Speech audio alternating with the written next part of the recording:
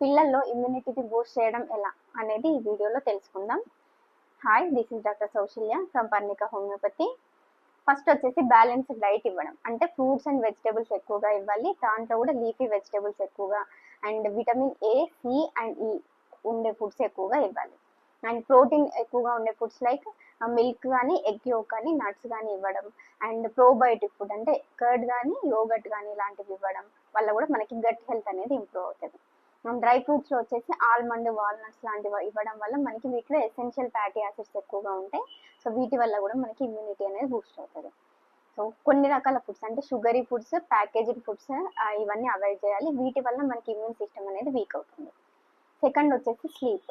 So sleep వచ్చేసి చిన్న పిల్లల్లో అయితే 10 to 12 అవర్స్ ఆఫ్ స్లీప్ ఉండాలి. కొంచెం పెద్ద పిల్లల్లో అయితే 8 to 10 అవర్స్ ఆఫ్ స్లీప్ అనేది సరిపోతుంది. అండ్ థర్డ్ వన్ వచ్చేసి physical activity.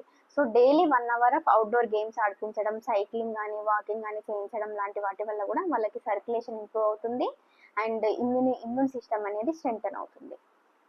And fourth one వచ్చేసి management of stress. So stress వల్ల కూడా అన్హెల్దీగా అవ్వడం, లేదంటే ఇన్ఫెక్షన్స్ వచ్చే ఛాన్సెస్ అనేవి ఉంటాయి. సో పిల్లలతో కొంత టైం స్పెండ్ చేయడం వల్ల, ఏదైనా థింగ్స్తో వర్రీ అవుతుంటే అట్లాంటివి తెలుసుకోవడం లాంటివి చేయడం వల్ల కూడా కొంతవరకు వాళ్ళని హ్యాపీగా ఉంచడం వల్ల కూడా మనకు కొంత స్ట్రెస్ అనేది తగ్గుతుంది. అండ్ లాస్ట్ వచ్చేసి కొన్ని రకాల హ్యాబిట్స్ నేర్పించడం, అంటే లైక్ వాష్రూమ్కి వెళ్ళి వచ్చిన తర్వాత, లేదంటే ఆడుకున్న తర్వాత హ్యాండ్ సరిగ్గా వాష్ చేసుకోవడం, లేదంటే తుమ్మినప్పుడు, దగ్గినప్పుడు హ్యాండ్ అడ్డు పెట్టుకోవడం, అండ్ ఎవరైనా సిక్ పర్సన్స్ ఉంటే వాళ్ళకి కొంచెం దూరంగా ఉండడం లాంటివి నేర్పించాలి. Thank you.